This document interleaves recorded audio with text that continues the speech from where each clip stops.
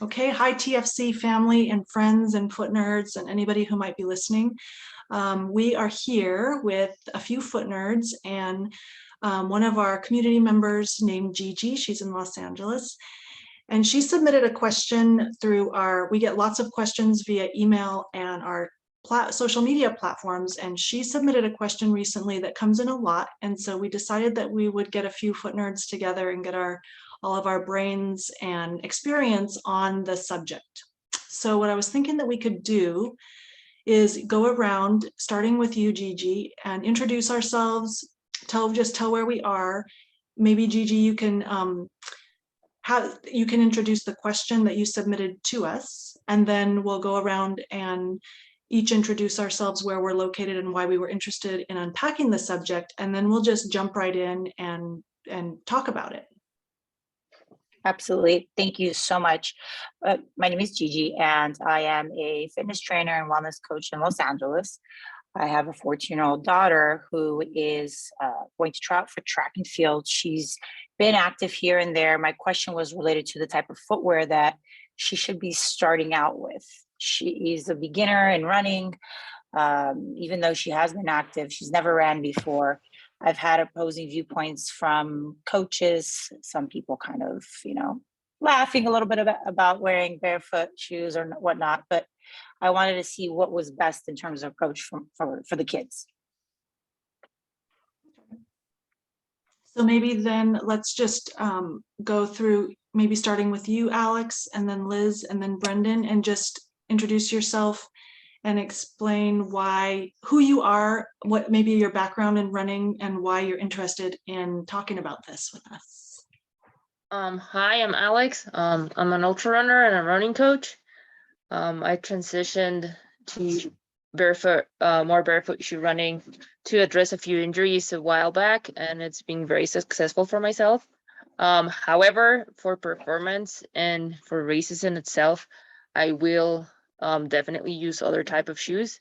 So I do believe there's interesting topic of discussion, especially we need to consider a lot of stuff, and I think it's going to be an interesting talk, and I think it's something that's going to spark a lot of questions and a lot of curiosity from people. So I'm very grateful for this question and the opportunity to discuss this with other fellow foot nerds.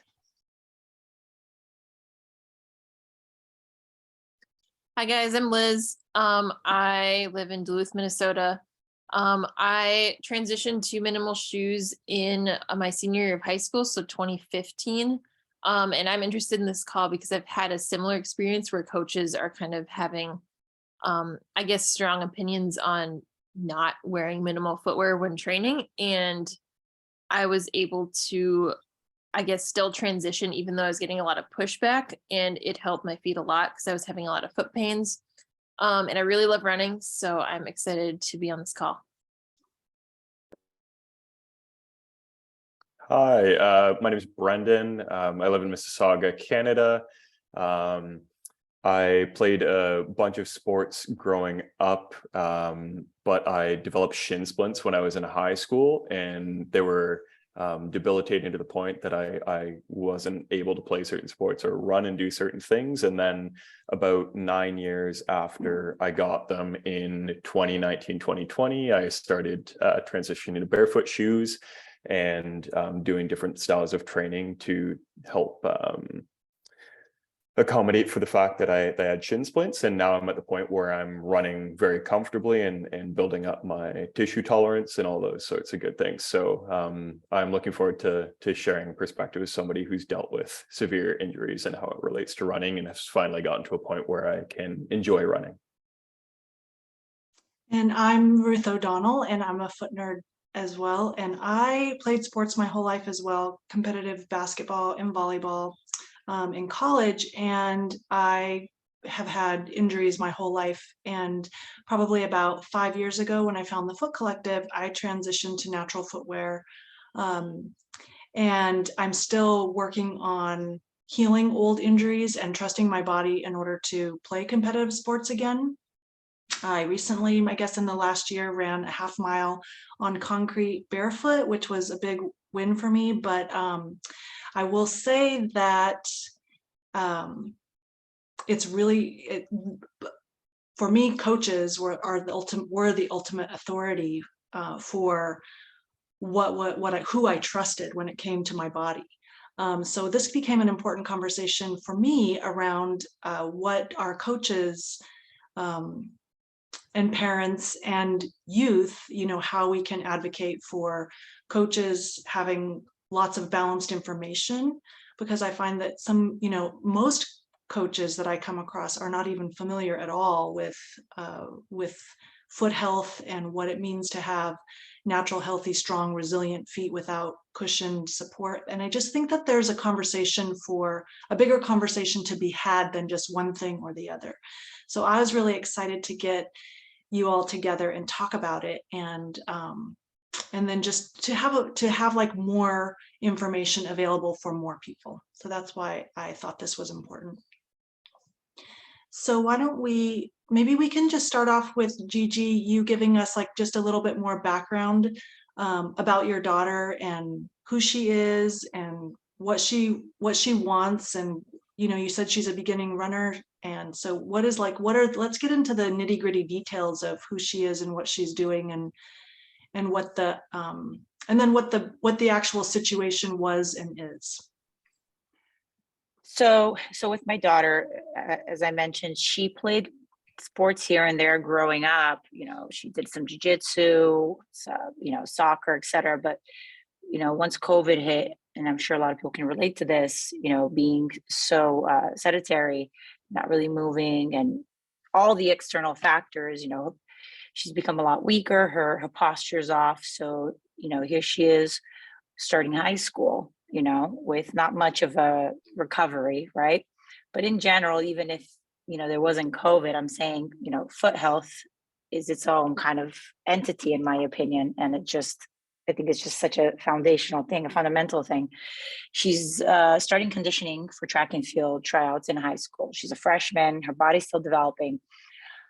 I wanted to know, what would be best to start her off. How I felt like, I don't want to just throw her in there's just so much out there, and so many people are, immediately turning to like Nike just because it's Nike, or, there's a lot of money involved as well, where, because they promote so many things and fund so many things, they're you have coaches trying to push those shoes, and I don't want to like throw anybody under the bus or anything like that, but there was a coach that I had gotten involved where he said, "Oh, I'll give you some Nike shoes," and he deals like higher level, not the school.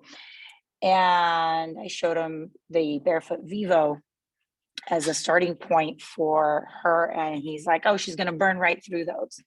And I understand that track and field is tough. There's a lot of different events, right? So I was just wanting to make sure that from a fundamental standpoint, your feet have a lot of nerves underneath, and there's just so much neurological stuff. I have a holistic approach to everything. So I'm not an expert, I know a lot of things, but there's a lot I don't know about a lot of things. So I wanted to be a foot nerd. And here I am. Other than that, like I said, I don't know that much about her feet. So hoping to get more info to share with the coaches. But I want to say something interesting, though. I did bring it up to her track coach, and he did say previously that he'd take them to the beach barefoot sometimes or on the grass. However, post-COVID, the schools no longer allow them without shoes on or something of the sorts. Who wants to start? Alex, you want to start? Okay. I would first ask like if she's been exposed to barefoot shoes before, like is she used to walking bare shoes all the time, or are we just like gonna send her running in bare shoes even if she doesn't use them like on a regular basis, to know how strong her feet are right now? And because it's not just like running, it's not just about like getting the conditioning like for your lungs and your heart and everything else. Your tissues, all your tendons and your joints and stuff do take longer to adapt. And I see that's maybe where the coaches are going to have like this maybe they're not going to be so happy with the shoe, because you're going to be able to run a lot more miles if you're running on a conventional shoe than if you're running on a barefoot shoe. Right. That's a very good question, actually. She's, like most kids, hasn't really gone barefoot because that's just, not something that educate kids in sports on. I know that there's some kind of heel to toe correlation and where to start, perhaps, and finding some sort of balance. I think a lot of parents are lost. So I think it's crucial.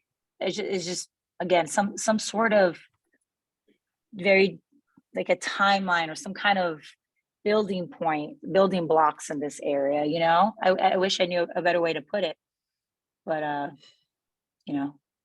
we're just trying to be good parents. Liz, you want to go next? Sure. Well, I was wondering, kind of piggybacking off of that, like, how does your daughter feel about this? Like, does she want the barefoot shoes? Like, does she understand how it's better for her feet, or does she want that adaptation? Or is it kind of you're buying a shoe for her and she's kind of like, whatever, and you're like, okay, I think this is the best. What's her thoughts on it? That's another great question. I love this. The emotional standpoint. Well, how, I don't know if you remember being a kid, but nothing your mom ever said was really cool. So she's just like, oh my God, Mom, here you come with your health and fitness stuff. So I think it is very important. She was kind of whatever about it, to answer your question. I think it's very important to have this trickle down and educate the system around her, because I am her parent and her mom. I'm going to come off as Miss Worry or thinks I know everything or whatnot. So that was her perspective on it. Yeah, that's good. I guess a follow-up thought that I had just when you were talking about in your email, I think the coach said that it seemed like the Vivos were camp shoes, and saying that she'll Yes. burn right through them. Typically it's the other way around. Like, the cushion shoes are the ones you burn through, and the ones without cushions, typically, as long as you're not actually wearing through the material, which for a lot of people takes like hundreds of miles, you're not going to be wearing them out. The question probably is if she's going to be wearing her body out by such a hard jump to, one, doing a sport where she hasn't loaded the muscles and tendons in that way, and two, doing it in the way that loads them the most, the quickest. And I think that's probably what we're going to be talking about more, I think, too. But yeah, you're supposed to replace regular running shoes in like 6 months or something, just because the cushioning wears down. Wow. Minimal shoes don't have that issue because there's no cushioning. But yeah, I could say so much more, but yeah. No. Yeah, sorry. Yeah, to catch on that, yeah, regular shoes will last me for around 300 miles, like really extending it. And for my Vivos, I just changed them once they got a hole on them, and it takes like years for that. How many years would you say, Alex? Or how many miles? I don't know miles, but the Vivos, I've only replaced one of them, and it was 2 years maybe. What I do may change is just the insoles, because they do show some wear and tear here and there. But what do you do in those Vivos? You run in those? Yeah, I run on those, on but that treadmill. It's a transition. Like, I think what we're gonna be talking about is maybe get her to understand the benefits of barefoot, and maybe have it like the barefoot as a complementary, and just if she wants to run, she could start like in more regular minimalist shoes that have more cushioning, so her joints might be more comfortable. I think that's something maybe we will discuss. And that's kind of along the lines what you were, I didn't forward your email, but it seems like that's along the line what you were talking about, Brendan. So do you want to talk about that? Yeah, sure. So as for the specifics of amount of time spent in different shoes and how to increase tissue tolerance at a acceptable rate, I think the others might have especially Alex being an ultra runner, might have more specifics for that. But there are tons of options. You were talking about balance, and I think that's really important. I find oftentimes I dive headfirst into a lot of things and find that there's a happy medium. So there are a ton of shoes with, they offer some cushioning and will allow you to get some of the benefits from those conventional running shoes without sacrificing things like the wide toe box. So I use the example of Ultra. I'm sure there's others, but that was one that was focused on wide toe boxes, zero drop, and making sure that there was still enough cushioning to provide that that freedom to run on hard surfaces like concrete, with a little bit less time to condition those tendons and those connective tissues. I would say if you really wanted to, that could be an end in and of itself there. I think she would do quite well to use those as training shoes. If we wanted to build more tissue tolerance with using barefoot shoes as a complement to that, I think that would also be another option, albeit more expensive because you would have to buy 2 pairs, although they would last a certain amount of time because each of them would wear less. Yeah, I would say that the other thing I was thinking, you were talking about posture and some of these things that have come from being a little bit more sedentary over the last couple of years. The barefoot style shoe or the wide toe box shoe, I think, is a great place to start. I think just staying on top of things, making sure that when you're running, the impact forces that are going down up through your joints and the vertical ground reaction forces that are going through your body are a little bit more serious rather than when you're walking or biking or skating or doing lower impact activities. So making sure that she's staying on top of prehab and rehab exercises to make sure that her body's staying in good shape while she's training, exposing it to new things. The one thing I would ask Alex, do you know how much the heel to toe drop impacts performance, if it would be a real issue at this level in high school? I talked a little bit about the cushioning, but I don't know how much the heel lift would, if at all, would help with performance. It would also depend on what event she's doing, because that's like where we have the different shoe technology as well, and her running biomechanics, because I haven't seen her run at all. So I don't know, like, what are we working with? And one thing above all is, like, I think we're getting way too much into what's best for her, and we don't even know if she's likes it yet. Yeah, I wanted to interrupt because it occurred to me as we started digging into the conversation that I probably should have invited your daughter. Like, I didn't even ask what her name was, number one. And number two is that, you know, as foot nerds and people who are in the foot collective community, like, we really value play. And so as much as we are truly foot nerds and, like, I'm listening to you guys just jump right into the technology, I'm like, well, does she like to run? How far does she even want to run? Like, I have questions for her. Number one, like, what is her name? Her name is Audrey. Audrey. And then number two, like, what is her level of desire? And maybe what we could do is have like a follow-up call without mom and just with Audrey. That would be kind of cool. So that was something that came to my mind. And then the idea of that we also forget about, like Liz says, I love running. I don't love running anymore, but I did love running. But because in the sports that I played, whether it was cross country or basketball or volleyball, running was always used as punishment, you know?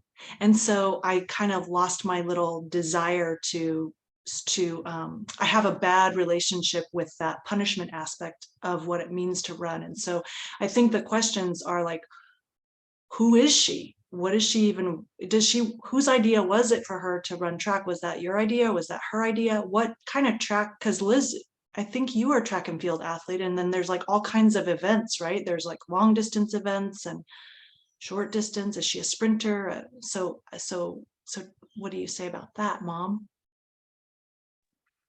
I'm loving the synergy and all these great questions. And I think, yes, it would be very cool to have like, a kid's perspective, although she might be quite a bit shy.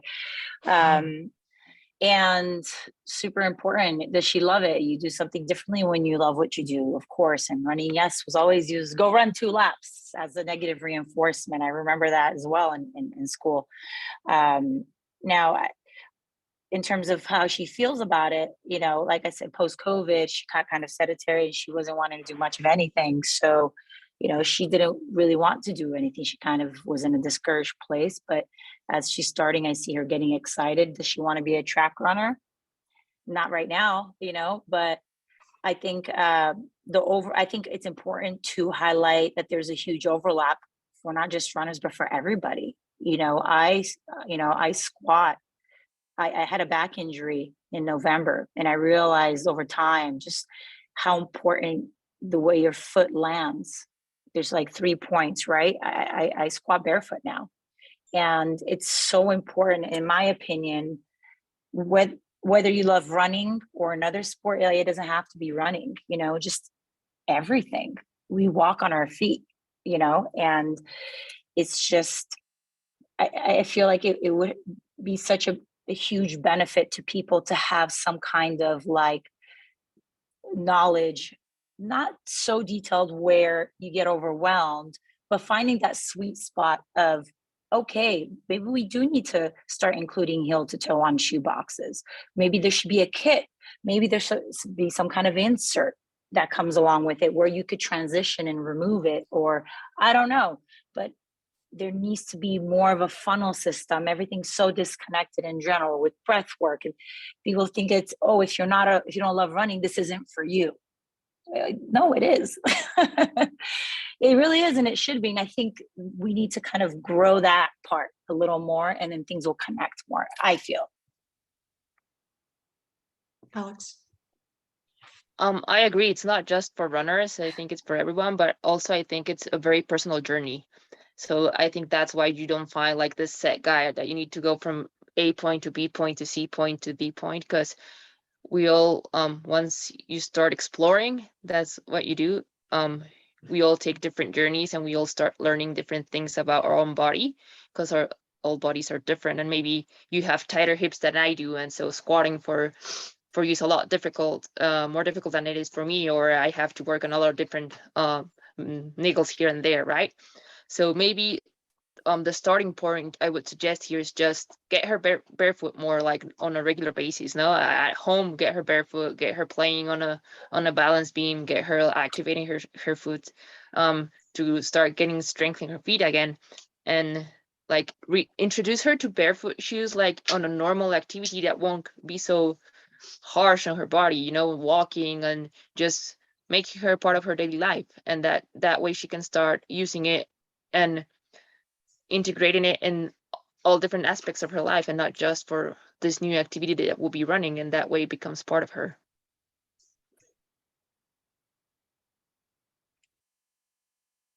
Liz? Go, Liz. I had to switch positions. I think the main thought that came up for me was that what I found is if you switch to minimal shoes from like regular whatever shoes, it will show you where your body's limitations are, because there's no cushion to like blot out any weird things. Like, if you go barefoot and you run, every time you run, you twist your foot on the ground, you'll get like a huge blister, because like the shoe will hide a lot of things. And so what I found when I did transition was when I switched right away, I had some new pains that came up just because the way I was running, I didn't take into account the way I was running. And I had to go like completely barefoot and just work up from that in order to kind of resolve those things and figure out how to run barefoot. Because taking away the narrow toe box and the cushion and everything isn't going to fix anything. It's just going to show you all the shit you need to fix. That's what I found out. That's so true. Yeah, there's just like a lot of other stuff to be done. It's very enlightening. Like it takes away the crutches per se, but it can also be discouraging, especially if she's having like posture issues and maybe like hip mobility issues, and everything will just come up and like bring itself to light, which can be overwhelming. And most people are like, oh, like this isn't working for me, like this is so bad for my body, like I'm gonna sue Vibrant Five Fingers because they made shoes that hurt my feet. Like there was that whole lawsuit 'cause people just jumped into it and they're like, my feet hurt. And they didn't really, I don't know, there could have been a better like explanation on how you need to transition. But the transition itself is really important. That's such a great point. Brendan. Yeah, I just wanted to touch on something that Liz said was, so my focus, the way my brain works is usually I'm focusing on like practical takeaways and what is the most like what there are always lots of options, ways to go about things, but what is the most efficient one? And the reason I had initially suggested something that was a balance that may still have cushioning but doesn't have the narrow toe box or the heel drop is because then you mitigate the harm that's being done. And if you wanted to progress that later, you could. So if you wanted to transition further to more minimalist or more barefoot shoes, you could if you had a shoe that was wide toe box and no heel drop, and you wouldn't have lost anything in the meantime. Whereas if you train in a shoe with a heel drop now and one that has a narrow toe box, you will be doing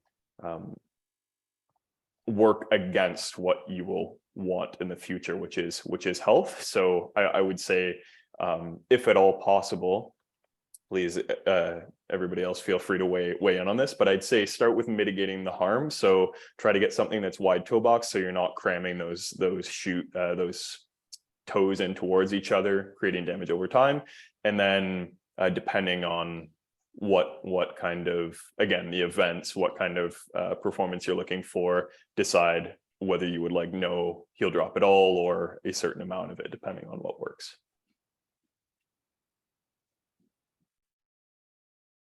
Great. Maybe we'll just keep going round and round. I'll just keep the round table discussion going. So yeah, Alex, go for it. I just have one thing that you should always like keep in mind. Like Brendan mentioned that the end goal is health, and I agree. But keep in mind that for coaches, most of the times the end goal is not going to be health. It's performance over health all the time. So that's like something that you need to keep in mind when you approach them, showing them that it's better for your daughter or whatever. So yeah. And I want to just piggyback on, oh, I was just going to say, go ahead, Brendan. Yeah, I just had a specific question for Alex. So I'm assuming that you seem like a seasoned runner, and Liz, if you know, like if you're very familiar with times and stuff too between barefoot and non-barefoot shoes, do you know what the performance difference is from something with a heel drop and cushion to something that is cushioned but with zero drop, and then from that to a barefoot shoe in terms of that's a very general, it's going to be way different for somebody who's seasoned versus somebody who's a beginner, and it's going to be different based on the event. But let's assume for example, like let me see if I understood the question. For example, like effort wise, if you have a shoe that has the carbon plate, your effort's going to be around 10 to 12 beats heart rate lower, so it's quite something. If you use like normal non-cushioned, the heart rate would be not as drastical, maybe around what I've noticed, around 7 to 5 beats, but the joints will really like appreciate this cushioning, especially like for longer events and stuff. And with barefoot shoes, it's like what I consider my baseline, because it's not having any aid or anything. But for me, now that I've ran on it for a very long time, I find it way more comfortable because I feel like it's my natural way of running.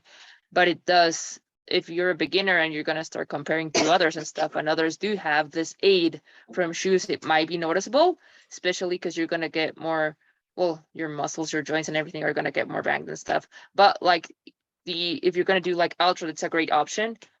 I would just like do have like very special attention how you're running, to see like if your running biomechanics are proper. There won't be like much of an issue if you use any other cushion shoe. Go for it. And Liz and Brendan. So I wanted to get to the end of the tangent before we started on a new topic. So that's awesome. That's exactly what I was asking. Do you know two more questions, I believe. The first one is, can you get do you know of a shoe that would give the benefits of something like carbon plating, with the performance benefits that you want for, now this is a freshman in high school. I'm not sure at what level she's competing, but she's a beginner runner. So I'm not assuming we're competing at an extremely high level so far. Can we get perhaps the performance aspects of the shoe in a wide toe box shoe? And then my second question was, would it be better to, if you were to choose events, or if she was able to choose her events, would it be better then to choose slightly longer distance events so that she wouldn't have to go into something like a narrower cleat or a narrower shoe with a carbon plate? Honestly, I would let her choose whatever makes her happy and just work afterwards, like in correcting some stuff. If I have to use narrower shoes, I will use barefoot for the rest of the day and use toe spreaders. They're like they help me counteract stuff.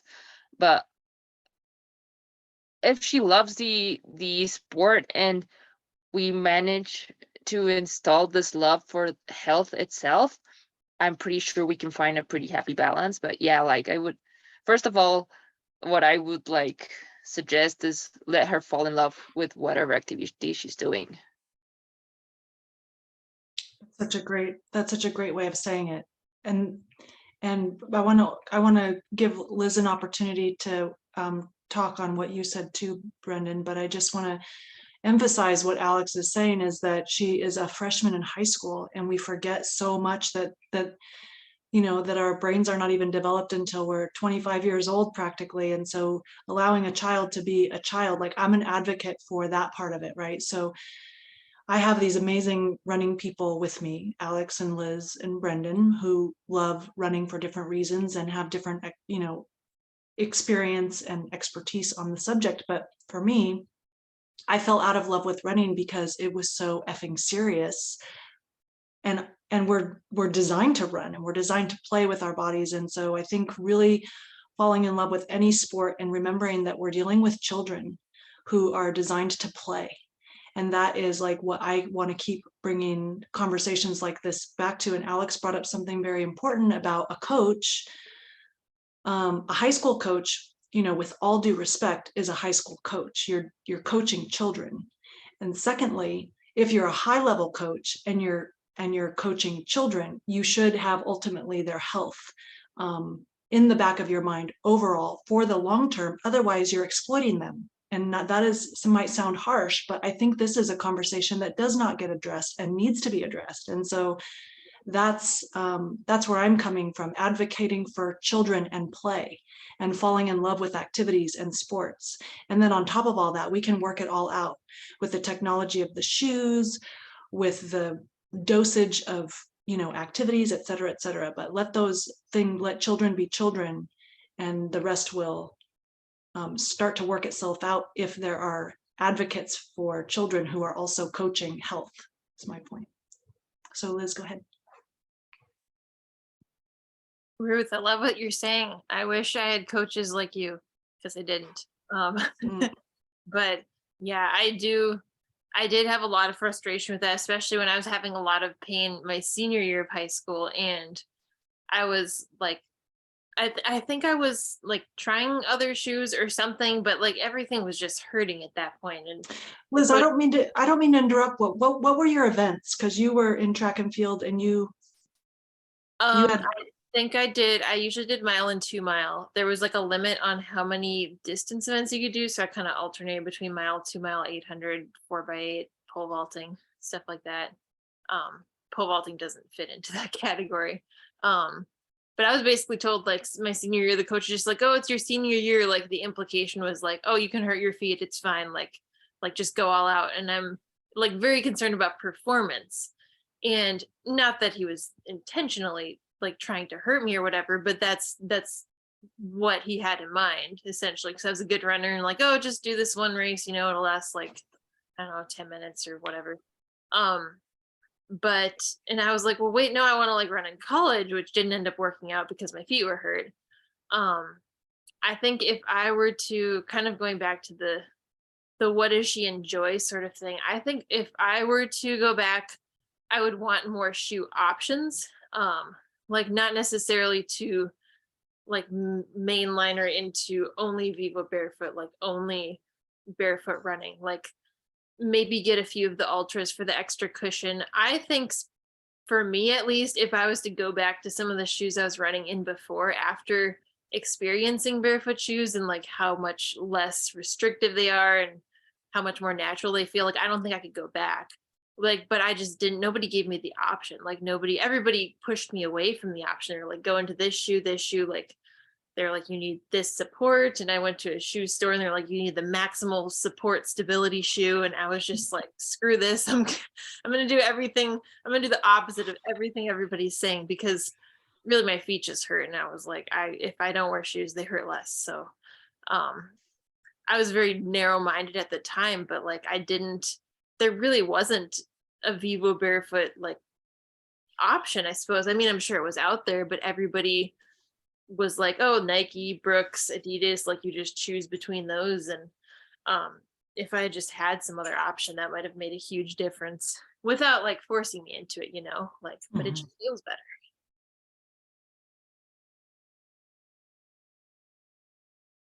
What do you think, Gigi? Well, I will say that there was something that, you know, Alex has said that really resonated. And again, being a parent and being a coach, the part about how the end goal for the coach is not health, but it's performance, that is very much true. And, you know, as you can see, media, et cetera, we're always watching athletes kind of, you know, Michael Jordan pushing through the flu. And, you know, was it Carrie, what was the gymnast when she had like that broken ankle or something? She did it anyway, you know, pushing through these adversities.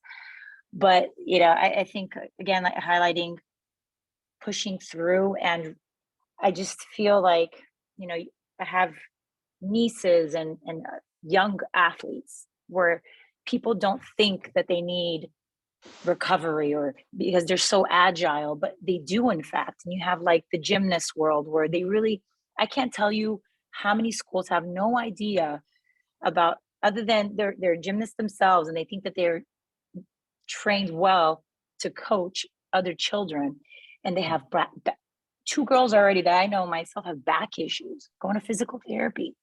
I mean, it's bad. They're like 10, you know, and they really don't involve in that process. They should be talking about the foot health and the posture and et cetera. And it just really resonated. And it's very true. I get performance, but at the same time, there's just a point. And I think Brendan also mentioned it, you know, and Liz as well, about, okay, well, if you don't take into consideration mental health, if you aren't recovering just enough, how much are you really affecting performance?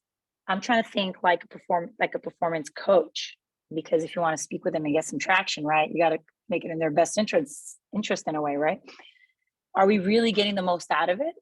Really, if we're not doing the other stuff. So it kind of hurt my heart a little bit, you know, because I see these kids and they really don't, I don't say they don't care, but performance is their priority, most of them.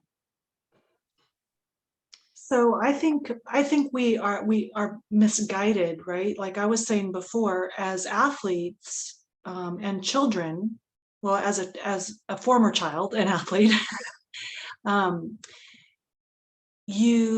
you look to the people older than you who are an authority to guide you, right? So I think that this is a super important conversation, because the question is, how do we advocate for young people to have education and information and start to advocate for themselves, right? Because it's the kids who are going to be playing the sports, and they're going to have to negotiate with their coaches and their peers and how they want to move forward. And I think competition is beautiful. And I think adversity, I mean, Alex and I had a great conversation about the value of competition and how competition and adversity through competition, whatever sport you're in, shows you to yourself. And you have so much opportunity for growth. We have so much opportunity for growth. But if you lose that opportunity in the second half of your life, if you end up like with what Liz is talking about, with having to always be figuring out ways to heal old injuries, or you don't get to capitalize on the beauty of maturity and experience later in life.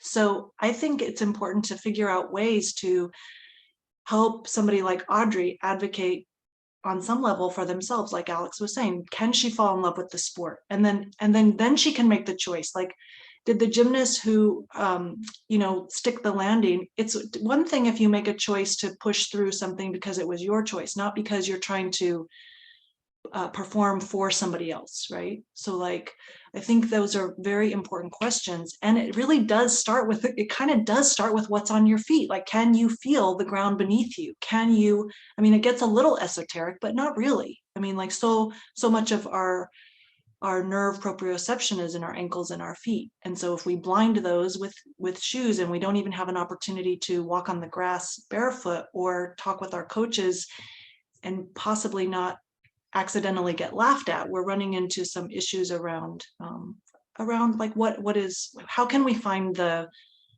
trust and the balance between the people who are guiding us and the young people who are being led.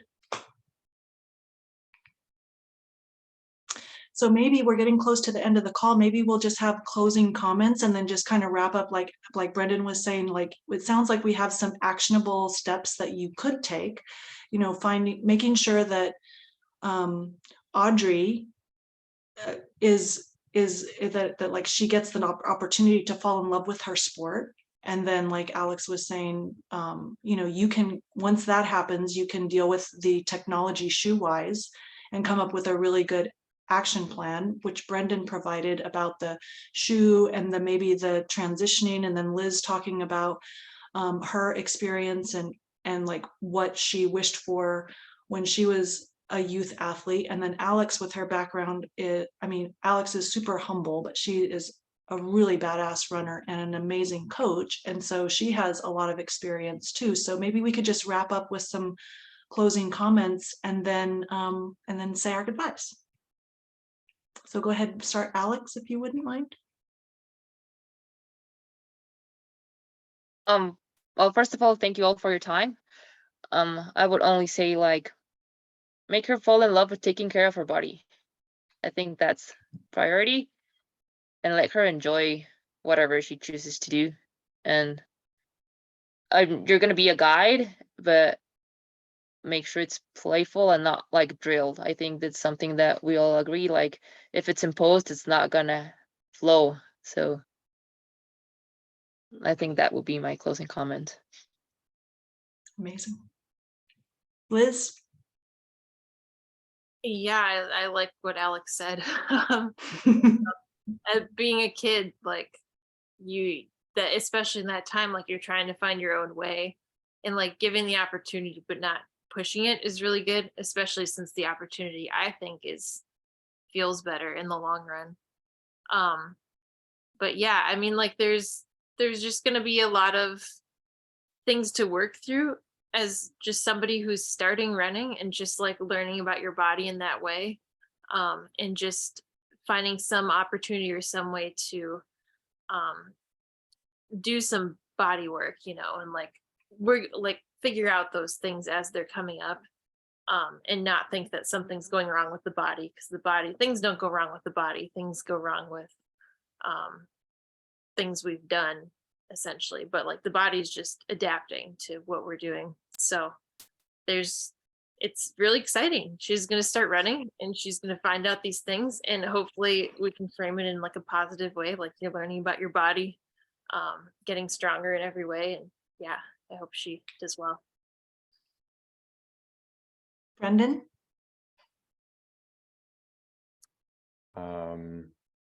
So I think there's a way to kind of incorporate most of what we talked about here.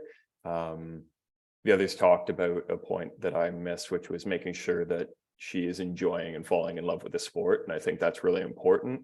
And generally, as coaches or teachers or parents, the best thing we can do is provide an environment where that person can flourish. So perhaps do what you can in your power to, like I said, mitigate some of the negative things that could come from that, and let the other things provide that environment that mitigates the risk, and then let her find out how she feels about running and start developing a love for the sport and a love for certain events in an environment that you have helped to facilitate in a positive and safe way, not without risk, but safer way, controlled.